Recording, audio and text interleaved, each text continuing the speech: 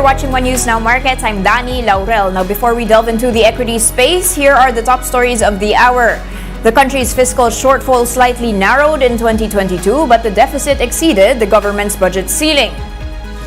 Data from the Treasury Bureau showed that the full-year deficit was lower by 56 billion pesos or 3.35% to 1.61 trillion pesos. The Treasury said this was driven by revenue growth of nearly 18%, outpacing the 10% expansion in government spending. Now, this brought the fiscal deficit to 7.33% of the country's GDP. That's lower than the 8.6% in 2021. However, the 2022 figure was higher than the DBCC's target of 6.9%.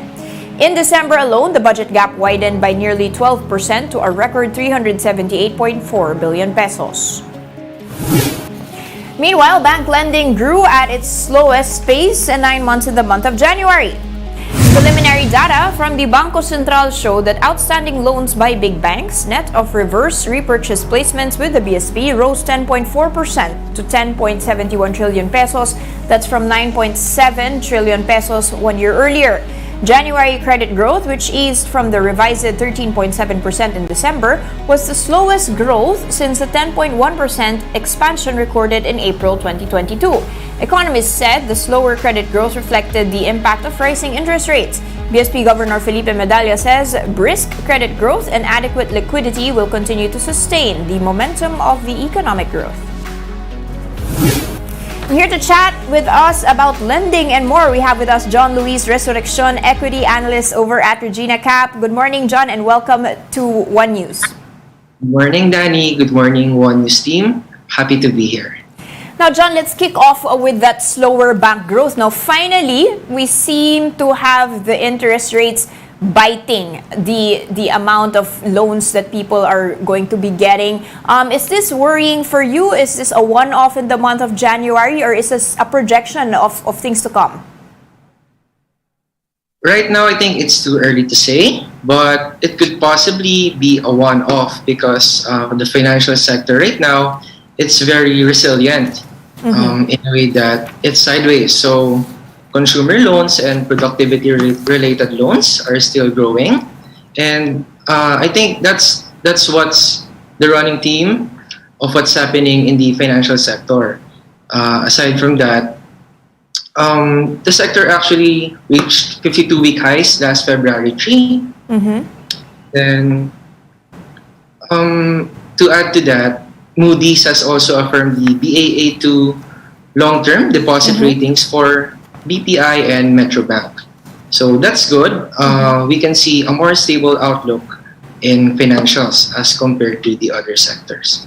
Okay, now looking at my Bloomberg terminal here, now year-to-date, it's been a pretty good run, 10.6%. Is this just playing catch-up with a sector that was, one of the worst or hit during the pandemic, or is this illustrating fundamental growth in this space? I think we can go with fundamental growth in a way because demand is coming back right now, not only in banking but also on other sectors. It's just that banking right now is being very resilient, probably because of inflation and the slow but growing consumer loans. Okay, and how far more can we go if the rates might go even above 6%? You've got bets on the Fed moving up to 5.5%. In the United States, if you invest there, you could get 5.5% at minimum by September. We are probably going to follow suit if the BSP is going to be doing the same thing they've always done. How much of an impact would this have on the sector?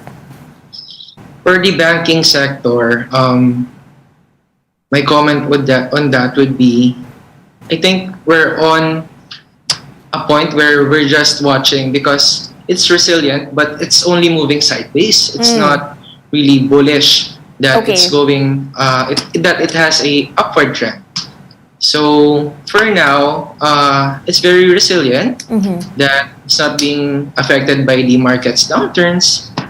But I think we have the month of March to say Okay. on to where the sector will go. Okay, so wait and see mode.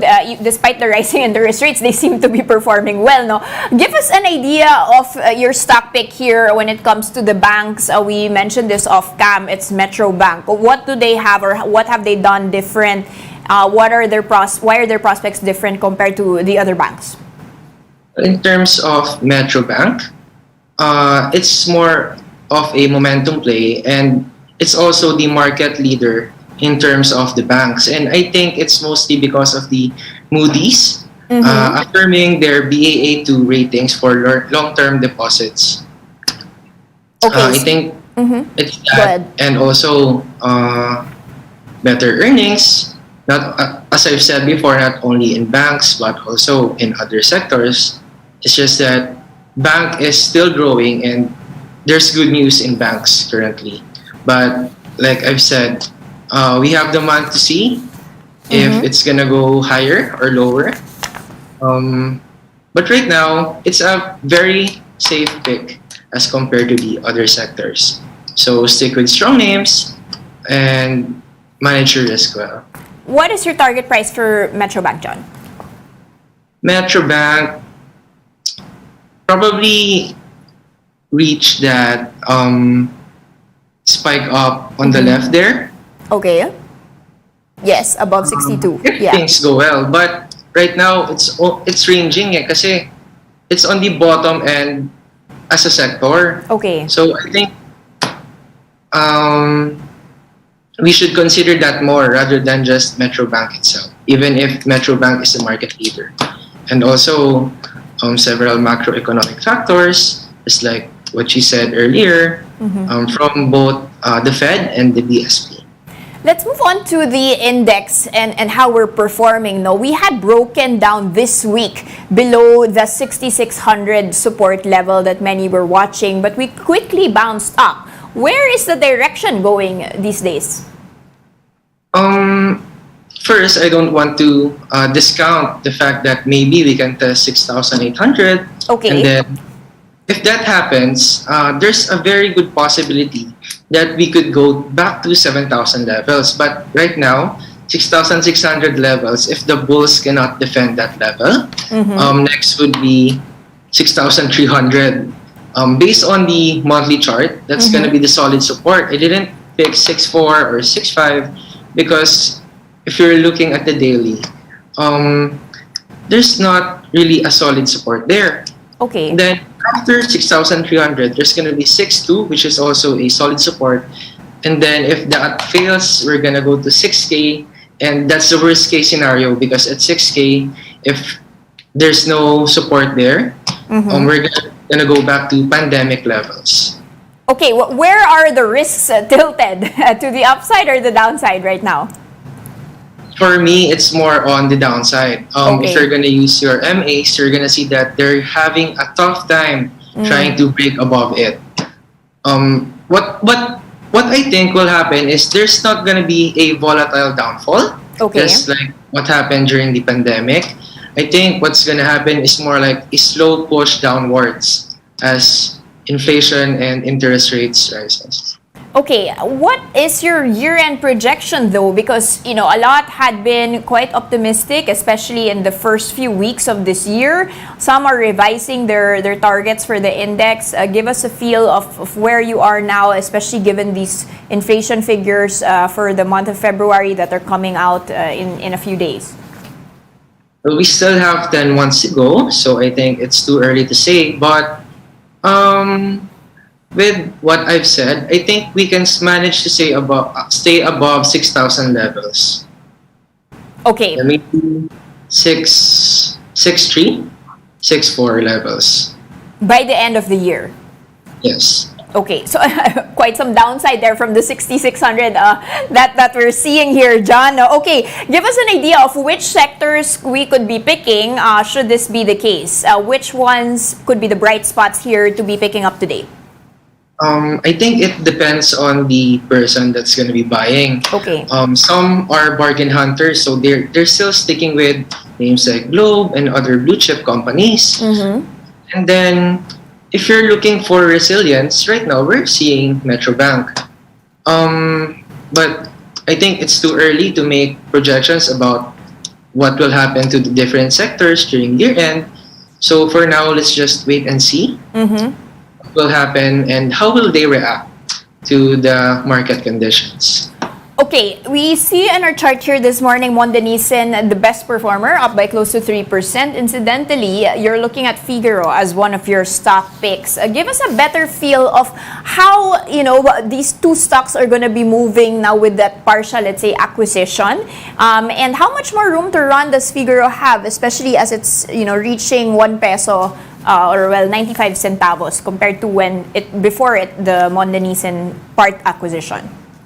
As for Figaro, this is more of a momentum play. What I'm seeing here is that after prices are pulling back, they're trying to go above again. And if we're gonna look at the market right now, different names, I think Figaro is a good name to trade. They're profitable, and also with the Monde news of its acquisition. Target price for Figaro? Target price for Figaro, at least go back to its previous high. Okay, so we have the previous high here, the at least maximum high of 1 peso and 4 centavos. Figaro trading a little bit, against the market this morning, down by 3% to 95 centavos. Possibly the time to pick it up now while it's actually down. Thank you so much, John, for those insights from Regina Capital. Thank you so much, Danny. And for more updates, visit News 5, the Philippine Star, and Business World Online, or visit our website, onenews.ph. For more in-depth analysis, you can also catch One News on the Signal Play app. Register for a free account now at www.signalplay.com and stream One News Live anytime, anywhere. I'm Danny Laurel. Join us again at 11:15 a.m. We are One News, all sides, all the time.